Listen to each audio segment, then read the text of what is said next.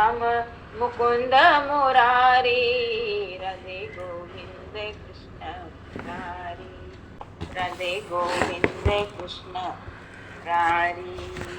घनश्याम मुकुंद मुरारी, घनश्याम मुकुंद मुरारी, राधे गोविंद कृष्ण मुरारी, राधे गोविंद कृष्ण मुरारी।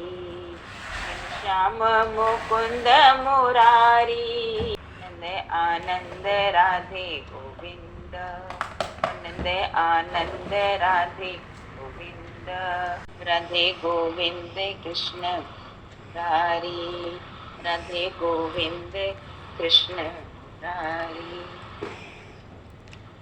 राधेवर कृष्णचंद्र भगवान की जय, सियावर रामचंद्र भगवान की जय। जय जय श्री सीताराम, जय जय श्री राम।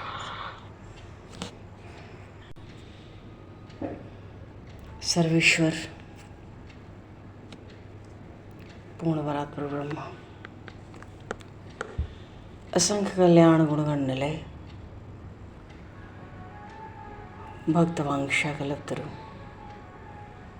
शरणागत वत्सल भक्तवत्सल दीनबंधु दया सिंधु, भगवान श्री सीताराम जी महाराज की असीम कृपा करुणा से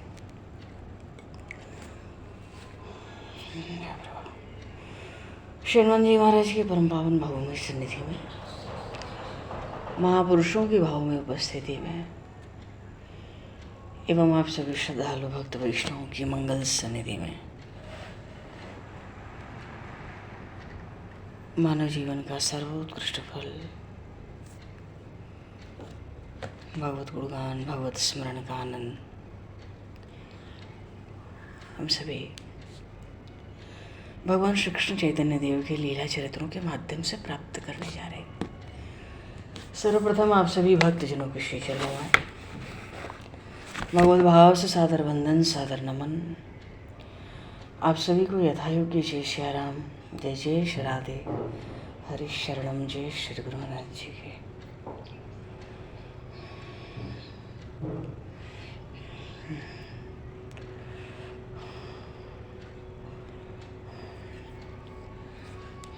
जय।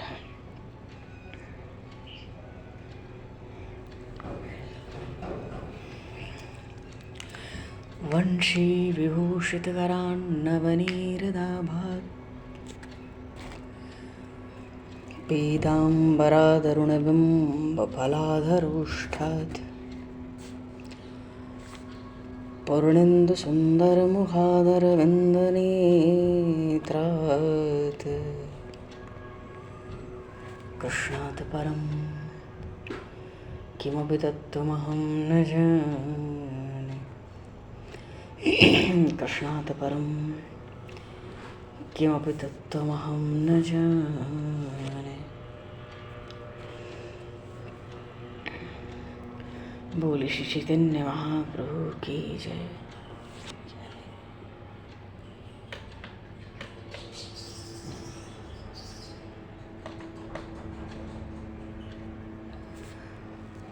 पूर्व प्रसंग में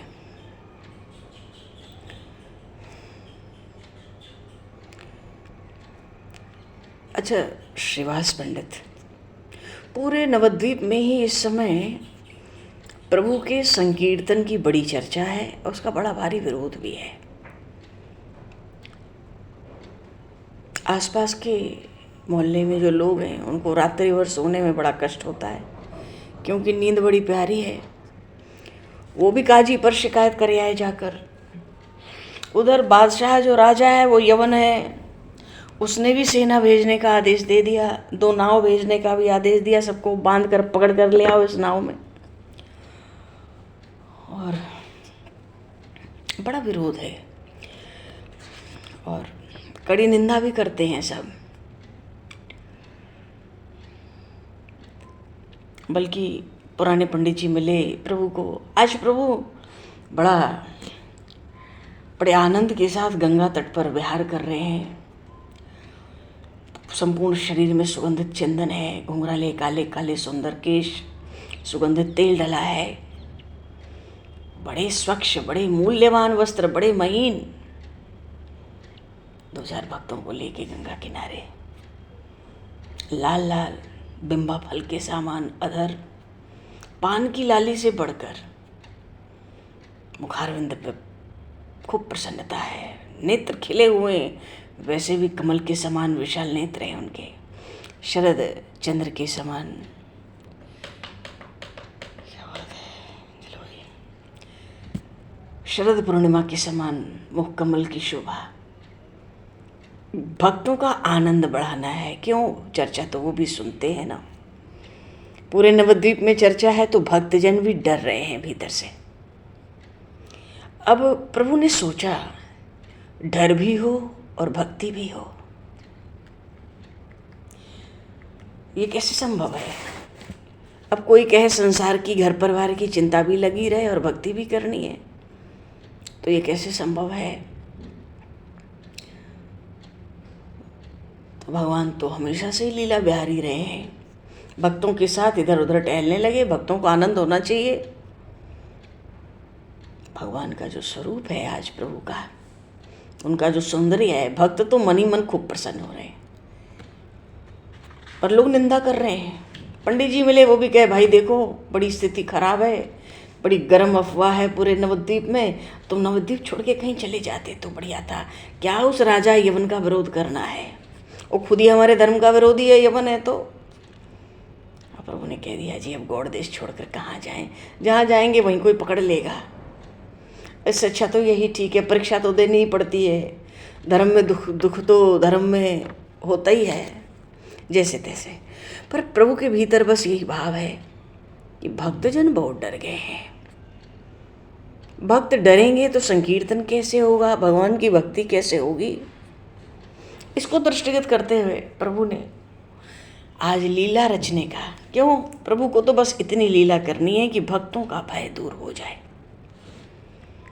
जिससे संकीर्तन में, भगवान नाम कीर्तन में कोई भक्तों के हृदय में कोई विक्षेप ना रहे। डरेंगे तो कीर्तन क्या करेंगे? श्रीवास पंडित के यहाँ नित्य कीर्तन होता है। चुने चुने भक्त आते हैं भीतर, फिर किवाड़ बंद, बाहर अनाप शनाप बकते हैं, बकते रहे। और श्रीवास पंडित नरसिंह भगवान के उपासक थे। बोलिए श्री नरसिंह भगवान की जय।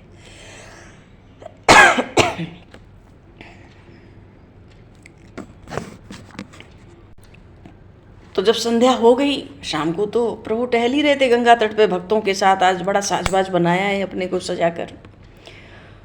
तो संध्या के बाद इधर श्रीवास पंडित अपने घर में संध्या का पूजन कर रहे थे। पूजा के घर में बैठे थे, भक्तिभाव से नरसिंह भगवान का विधि पूर्वक पूजन। घर की किवाड़ जोर जोर से खटखट की सुनाई दे रही है आवाज। इतनी जोरों की आवाज है, आज ध्यान तो भंग हुआ ही। लगता है कि जो सेना कल आने वाली थी यवन राजा की, हम लोग को पकड़ने के लिए वो सेना आज ही आ गई।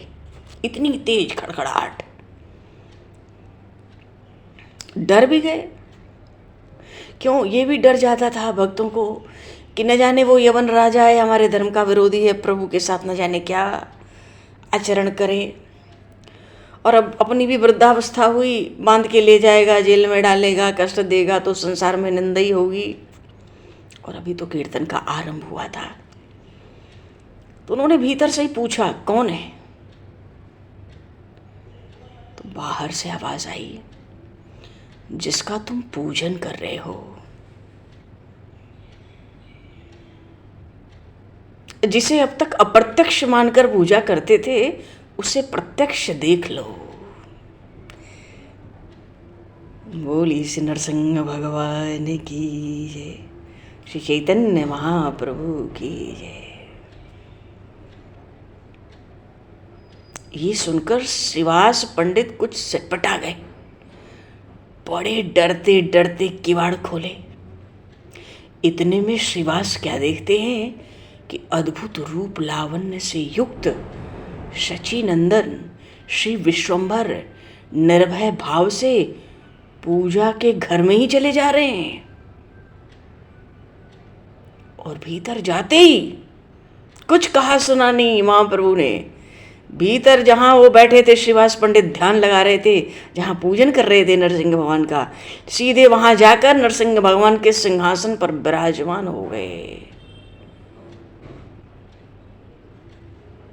आज तो साजवाज कुछ विशेष बनाया ही था। श्रीवास पंडित को ऐसा लगा साक्षात विष्णु भगवान विश्वंभर के रूप में प्रकट हुए। और कैसे देख रहे हैं, केवल विराजमान नहीं है महाप्रभु, उनके 4 हाथों में शंख चक्र गदा पद्म।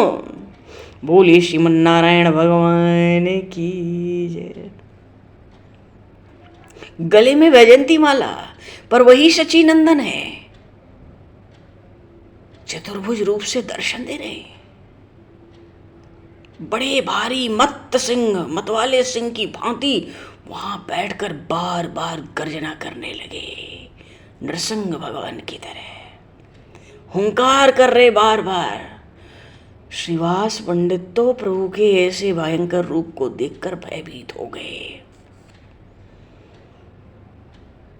और भगवान के सिंहासन पे बैठे जो प्रभु हैं, घोर गंभीर स्वर से सिंह की तरह दहाड़ते हुए कहते हैं, श्रीवास अभी तक तुमने हमें पहचाना नहीं। वो नाड़ा कौन, किसको कहते हैं? अद्वैताचार्य जी को। वो अद्वैताचार्य तो हमारी परीक्षा करने के लिए शांतिपुर चले गए नवद्वीप छोड़कर। तुम्हें किसी प्रकार का भय नहीं करना चाहिए, हम एक एक दुष्ट का विनाश करेंगे। भक्तों को कष्ट पहुंचाने वाले कोई भी दुष्ट हमारे सामने बच नहीं सकेंगे। तुम घबराओ नहीं, शांत चित्त से हमारी स्तुति करो। अब इतना सुनते ही पहले तो प्रभु ने आश्वासन दिया, फिर आदेश देते हैं स्तुति करो। पर श्रीवास पंडित तो कुछ देर बाद चेतना से हुई, प्रेम से विह्वल होकर गदगद कंठ से स्तुति करने लगे।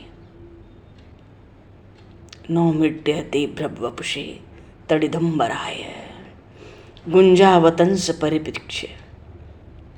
परिपिच्छ सन्मुखाय वन्यस्तगे कवलवेत्र विषाण वेणु लक्ष्मश्रिये मृदुपदे पशुपांगजाय। श्रीमद् भागवत के 10वें स्कंद में, क्योंकि रूप ही ऐसा है।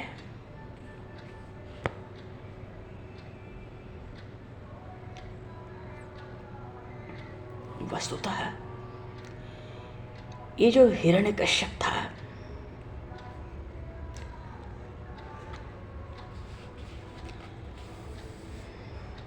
ये अपने सेवक से पूछता है। जब नरसिंह भगवान प्रकट हुए खंबे से तो पूछता था कौन है कौन है। तो सेवक कहता था प्रभु सिंह है। तो हिरण्यकश्यप कहता था तब क्या हुआ, सिंह है तो होने दो। सेवक कहता था प्रभु उसका शरीर मनुष्य के समान है, यही तो महान आश्चर्य है इस सिंह के साथ। ये सुन के हिरण्यकश्यप कहने लगा, देखो अभी तो श्रीवास पंडित स्तुति कर रहे हैं। नौमिड्यते ब्रह्मवपुषे तड्यंबराय, क्योंकि गुंजा की माला भी, वनमाला भी पहन रखे हैं गले तक, घुटने तक। इस श्लोक को बार बार पढ़ रहे हैं। क्यों? प्रभु ने कहा स्तुति करो। अब बार बार पढ़ रहे हैं और फिर पढ़ पढ़ के बार बार भागवत का श्लोक दीन भाव से कहने लगे, विश्वंभर की जय हो। क्यों? नरसिंह रूप से विराजमान है, चतुर्भुज होके नरसिंह की दहाड़ मार रहे हैं। और विश्वंभर इनका बचपन का नाम है, कुंडली का। उस नाम से पुकारा, विश्वंभर की जय हो, विश्वरूप के अग्रज की जय हो, शची नंदन की जय हो, जगन्नाथ प्रिय की जय हो, गौर सुंदर की जय हो, मदन मोहन की जय हो, नृसिंह भयभंजन प्रभु की जय हो, जय हो, जय हो। हे प्रभु, स्तुति कर रहे हैं श्रीवास पंडित। इतने दिनों से मैं अज्ञान अंधकार में इधर उधर भटक रहा था। आज गुरु रूप से प्रभु साक्षात आपके दर्शन हुए। आज आपने अपनी असली स्वरूप को प्रकट करके मुझ पामर प्राणी को परम पावन बना दिया। आप ही ब्रह्मा हैं, आप ही विष्णु हैं, आप ही शिव हैं, आप ही सृष्टि के आदि कारण हैं। आपकी जय हो, जय हो, जय हो। तरह तरह से स्तुति कर रहे थे। प्रभु ने बीच में श्रीवास पंडित को आज्ञा दी,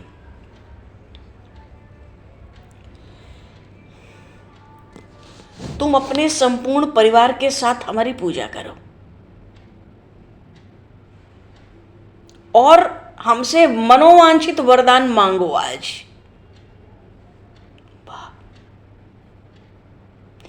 प्रभु की आज्ञा शिरोधार्य करके श्रीवास पंडित ने घर के संपूर्ण स्त्रियों को, बाल बच्चों को, दास दासियों को इकट्ठा कर लिया और सब मिलके आनंद और उल्लास के साथ प्रभु की पूजा करने के लिए एकदम उत्सुक हो गए। अब देखो, पिता के समान पूज्य हैं, वृद्ध है श्रीवास पंडित।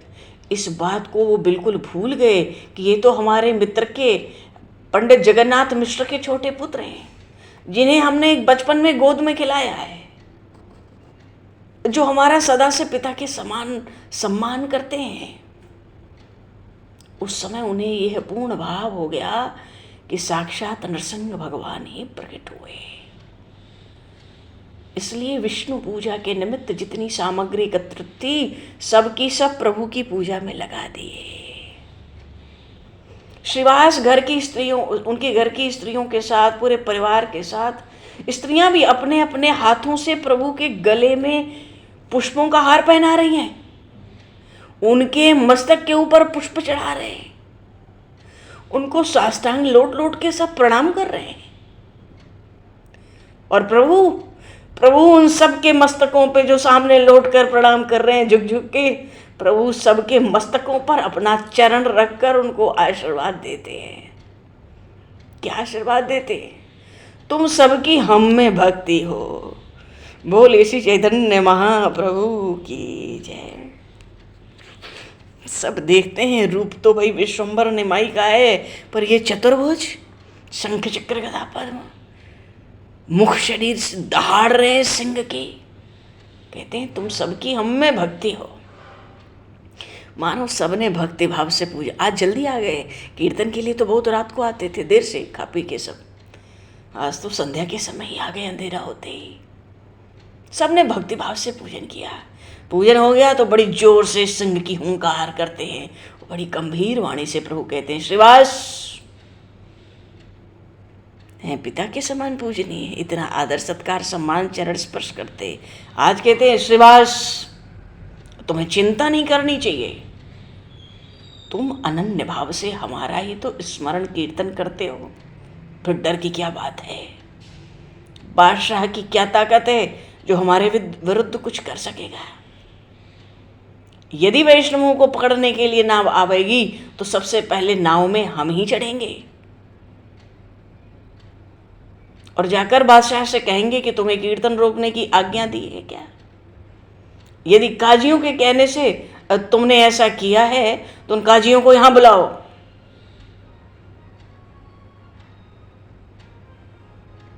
तो अपने अपने शास्त्र के विश्वास के अनुसार प्रार्थना करके सभी से अल्लाह या खुदा कहलवाएंगे। यही तो करेंगे।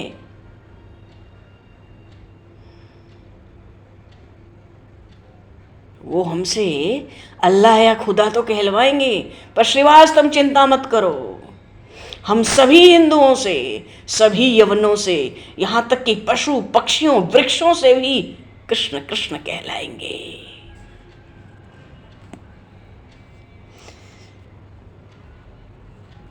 बोले श्री चैतन्य महाप्रभु की जय। और ऐसे सब जीवों के मुख से श्री कृष्ण कीर्तन करा के हम संकीर्तन का महत्व विश्व में प्रकाशित करेंगे। यवनों से भी कृष्ण कृष्ण कहलाएंगे। और इतने पर भी अगर वो नहीं मानेंगे कोई, तो हम उनका संहार कर देंगे। तुम किसी बात की चिंता मत करो, निर्भय रहो। हम तुम्हें अभी बताते हैं कि ये सब किस प्रकार हो सकेगा। इतना कह के प्रभु ने श्रीवास पंडित की जो भतीजी थी ना, उसको अपने पास बुलाया। परिवार में थी, परिवार सब जुड़े रहते थे, बहुत लोग रहा करते थे। उनकी भतीजी घर में रहती थी, उस भतीजी को प्रभु ने बुलाया अपने पास। उसका नाम था नारायणी। उसकी अवस्था लगभग 4 वर्ष की है। प्रभु ने उसको पास बुलाया और कहा, बेटी नारायणी, तुम श्री कृष्ण प्रेम में उन्मत्त होकर रुदन तो करो। बस इतना सुनना था कि वो 4 वर्ष की बालिका श्री कृष्ण प्रेम में मूर्छित होकर गिर पड़ी और जोरों से, हा कृष्ण, हा कृष्ण, हा प्राणनाथ, हा प्राणधन, हे कृष्ण तुम कहां चले गए, हा कृष्ण। वो तो रुदन करने लगी बड़ी जोर जोर से, मूर्छित होके गिरती बार बार। तो जितने घर में स्त्री पुरुष थे सब आश्चर्य के सिंधु में डूब गए उसका रुदन सुनकर। क्यों, उसने तो कभी, वो तो कीर्तन में कभी बैठी भी नहीं थी, वो तो महाप्रभु को जाके कभी मिली थी भी नहीं, पर आज पूजा गृह में चतुर्भुज होकर नृसिंह रूप धारण करके स्तुति कराते हैं, पूजन कराते हैं, वरदान मांगने को कहते हैं, सबको चरण रख रख के मस्तक पर आशीर्वाद देते हैं। श्रीवास पंडित का भय दूर करते हैं। क्यों, कीर्तन इन्हीं के घर में होता है, यही डरेंगे तो कैसे काम चलेगा। पर सब आश्चर्य में डूब गए। वो नारायणी, इतना ही कहा था प्रभु ने, बेटी नारायणी तुम कृष्ण प्रेम में उन्मत्त होके जरा रुदन तो करो। बस सुनने भर की देर थी। हंसते हंसते प्रभु ने कहा, सब आश्चर्य सिंधु में डूब रहे थे। हंसते हंसते प्रभु ने कहा, श्रीवास आश्चर्य तो होता होगा घर वालों को, क्यों आज तक तो पूजा के पिता के समान पूजनीय आदरणीय चरण स्पर्श करते, बार बार श्रीवास श्रीवास कह के हुंकार करते। हंस रहे हैं प्रभु और कहते हैं, श्रीवास इसी प्रकार हम सब पशु पक्षी वृक्षों यवनों सब हिंदुओं से श्री कृष्ण कीर्तन कराएंगे। मानो श्रीवास को तो आश्वासन दिया। इतना कहते कहते प्रभु स्वयं मूर्छित होकर पृथ्वी पे गिर पड़े और बहुत देर के बाद होश में आए। होश में आने पर आश्चर्य के साथ इधर उधर देखने लगे। बोले श्रीवास पंडित जी से, बोले पंडित जी मैं यहाँ कैसे आ गया, मैं कोई चपलता तो नहीं कर डाली मैंने। पंडित जी आप तो मेरे पिता के समान हैं, आप मेरे सभी अपराधों को सदा से ही क्षमा करते आए हैं। मैं समझ नहीं पा रहा हूं मैं यहाँ कहाँ से आ गया। यदि मुझसे कुछ चपलता हो गई है तो आप क्षमा कर दीजिएगा। मुझे कुछ भी मालूम नहीं है कि मैं यहाँ कैसे आया, मैं क्या कर रहा था। प्रभु की इतनी भोली भोली वो बातें थीं। श्रीवास पंडित बड़ी विनती से प्रभु से कहे, प्रभु मुझे चिरकाल तक भ्रम में आपने रखा, आज तक, अब फिर से मुझे आप भ्रम में न डालिए। अब मुझे छलना आप बंद करिए। मुझे अब आपका सत्स्वरूप मालूम पड़ गया है। बस आपके चरणों में इसी प्रकार अनुराग बना रहे, ऐसा आशीर्वाद दीजिए। श्रीवास के ऐसा कहने पे प्रभु मन ही मन प्रसन्न हुए और कुछ लजाते हुए से अपने घर की ओर चले गए।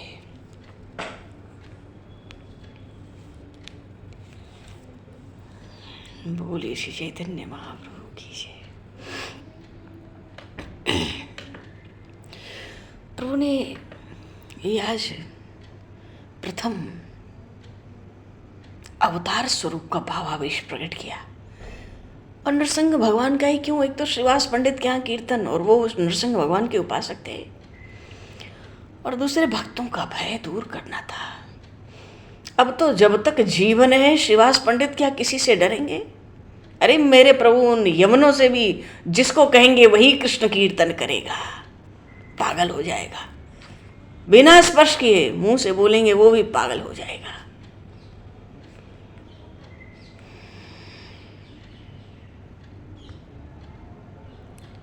अच्छा, आवेश उसको कहते हैं। हाँ, बात आई थी कि हिरण्यकश्यप अपने सेवक से पूछता है, कौन है कौन है? सेवक कहता है, स्वामी सिंह है। क्या हुआ? रहने दो। सेवक कहता है, इसका मुंह तो सिंह का है, शरीर मनुष्य का है, ये आश्चर्य है। हिरण्यकश्यप कहता है, इस प्रकार का अद्भुत जीव तो मैंने नहीं देखा कभी। अच्छा, उसको मेरे पास लाओ। जल्दी से सेवक बोला, देखिए प्रभु, ये वो आ ही गया। हिरण्यकश्यप जल्दी से धनुष मांगा। वो जो स्तुति कर रहे थे ना श्रीवास पंडित, श्लोक पढ़ पढ़ के भागवत के, उसका भाव बता रहे। लक्ष्म श्रिये मृदुपदे पशु पांगजाय। तो ऐसे इस भगवान ने कहा स्तुति करने को प्रभु ने, वो स्तुति कर रहे थे। तो स्तुति में बात थी कि हिरण्यकश्यप जल्दी से धनुष मांगा। धनुष धनुष। नौकरों की बुद्धि भ्रष्ट हो गई थी।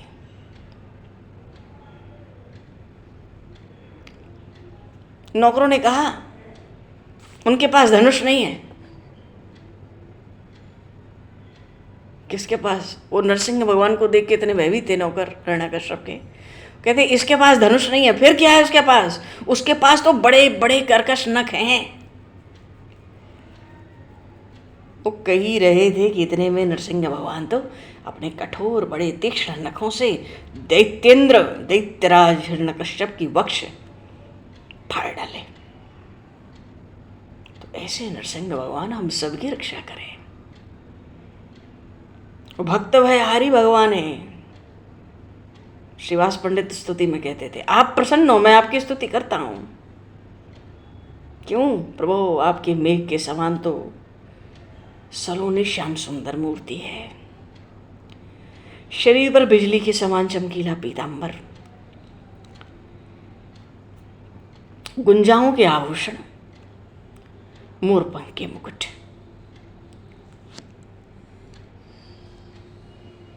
जब वो नारायणी कृष्ण कृष्ण सुनते ही, महाप्रभु के कहते ही वो 4 साल की बच्ची गिर गई मूर्छित होके। तो उसने इस कृष्ण स्वरूप का अनुभव किया कि ये तो भक्त भयहारी हैं, बड़ी श्याम सुंदर मूर्ति है, बड़ा चमकीला पीतांबर है, गुंजा के पुष्पों के आभूषण बना रखे हैं जगह जगह, मोर पंख से लगा मुकुट धारण कर रखा है, और श्रीमुख तो देखो कैसा चमचम हो रहा है, गले में बनमाला विराज रही है,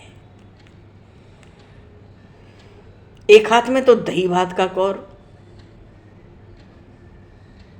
एक हाथ में दही भात का कौर, अन्य स्थानों में कहीं लुकुट दबा रखा है, कहीं नरसिंहा, कहीं अपनी मुरली की शोभा। मानो ऐसे ऐसे श्लोक स्तुति में हो रहे थे। तो भगवान महाप्रभु ने, श्री चैतन्य महाप्रभु ने, आज उनको नरसिंह भगवान का आवेश अवतार हुआ। और आवेश उसको कहते हैं कि किसी एक शरीर में किसी भिन्न शरीर के गुणों का कुछ काल के लिए आवेश आ जाए। किसी शरीर में किसी और के शरीर का गुण आ जाए कुछ काल के लिए, थोड़े समय के लिए।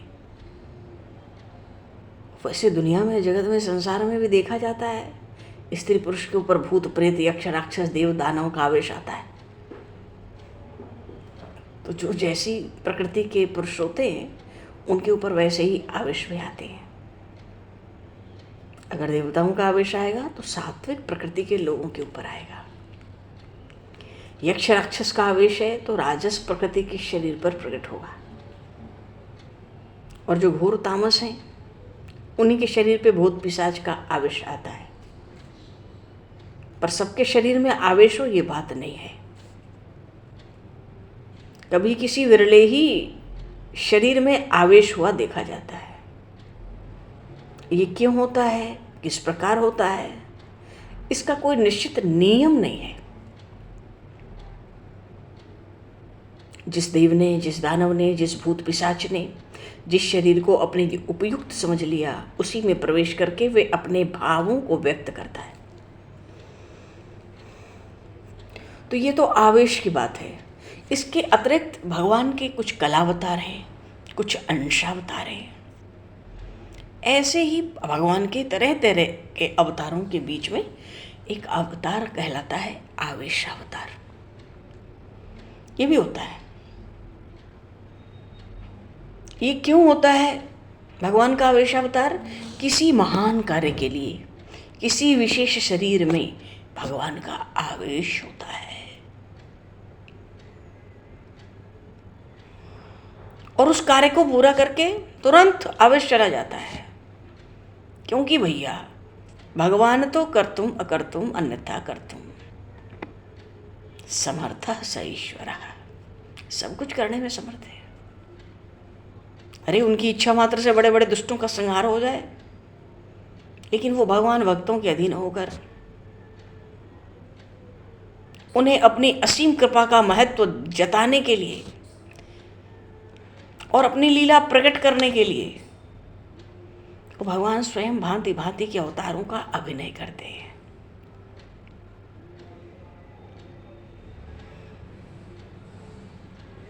अब जैसे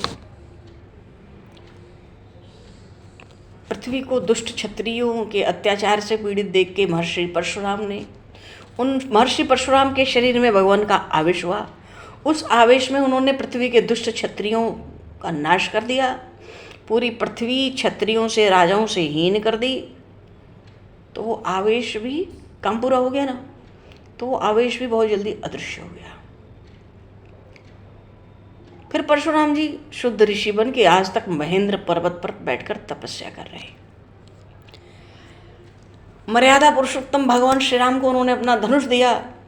मिथिला में श्री जनक जी के यहाँ स्वयंवर के समय राम रमापति करधन लेहू मेटऊ चाप मिटे संदेहू, वो धनुष अपने आप चला गया राम जी के पास।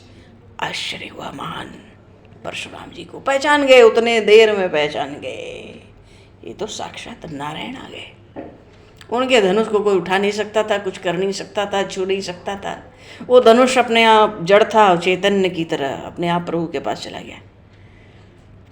जब प्रभु के पास आ गया तो प्रभु ने कहा, अब बताएं आप क्या करूं?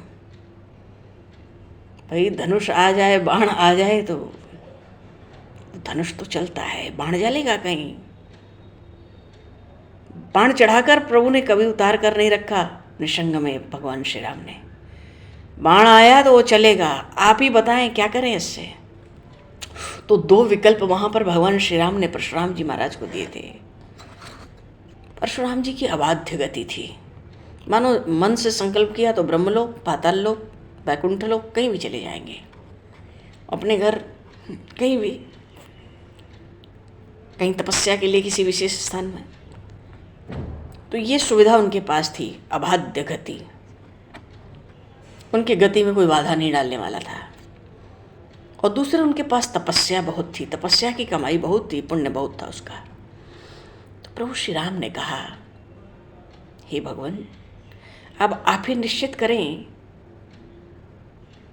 कि आपकी अबाध्य गति को रोक दूं या आज तक आपने जो तपस्या की है उसको नष्ट कर दूं।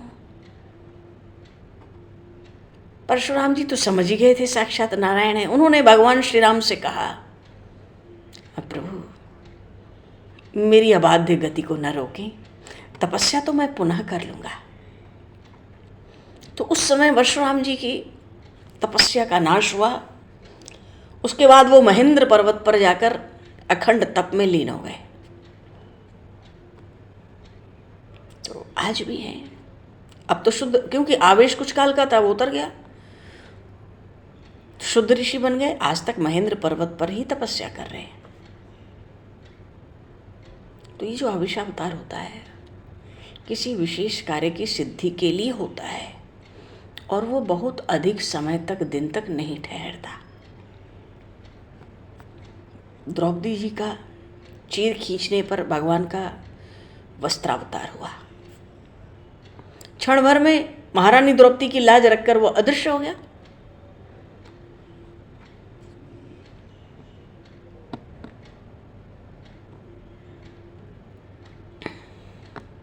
अब आगे वराह भगवान का अवतार, आवेश अवतार है। कुछ बड़े सुंदर चरित्र हैं। नमस्तस्मै वराहाय, नमस्तस्मै वराहाय, हेलियो धरते महिम। महिम मही पृथ्वी का उद्धार किया था वराह भगवान ने अवतार लेकर के। ऐसे वराह भगवान को बारंबार नमस्कार है, प्रणाम है, बंदन है, अर्चन है। पाताल लोक में पृथ्वी चली गई, बात ही बात में उद्धार कर दिया।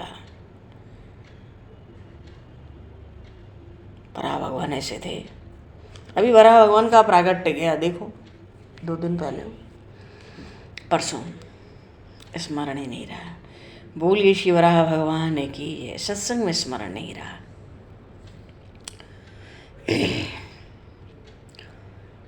पाताल में गई पृथ्वी, बात बात में उद्धार कर दिए। और वराह भगवान के जो खुर थे ना वराह अवतार में, उसका आघात होता था, उसकी चोट, तो सुमेरु पर्वत भी खुर खुर शब्द करने लगता था।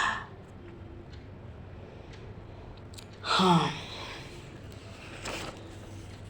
तो आगे भी आवेश अवतार के चरित्र हैं, इसलिए ये आवेश अवतार का जो स्वरूप है ये थोड़ा सा स्पष्ट हुआ कि ये किसी कार्य के निमित्त आता है, किसी महान कार्य के निमित्त, थोड़े काल के लिए, थोड़े दिन भी रह सकता है, थोड़े समय भी रह सकता है। बोली श्री चैतन्य महाप्रभु की जय। अब श्रीवास पंडित पर कृपा हो गई, नरसिंह भगवान के अवतार थे, के उपासक थे। अब आगे हैं मुरारी गुप्त। हाँ, एक एक को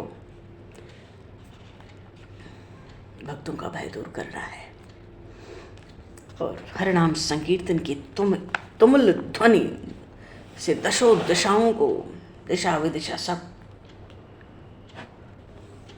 गुंजायमान कर देना है। ऐसा महाप्रभु के अवतार का प्रयोजन है। पर भगवान अभी समय को दर्शित करते हुए बोली श्यावर रामचंद्र भगवान की जय, श्री राधे वर कृष्णचंद्र भगवान की जय, श्री गौरी शंकर भगवान की जय, श्री हनुमान जी महाराज की जय, सब संतन की जय, सब भक्तन की जय, सब गुरुदेव भगवान की जय। भगवान समय को दर्शित करते हुए आवाज यहीं पर वाणी को विराम। वाक्य पुष्पांजलि प्रभु के श्री चरणों में सादर समर्पित, और आप सभी को भी यथा योग्य जय श्री राम, जय जय श्री राधे, हरि शरणम, जय श्री जय श्री राम, जय श्री गुरु महाराज, जय भगवान, जय श्री गुरु महाराज।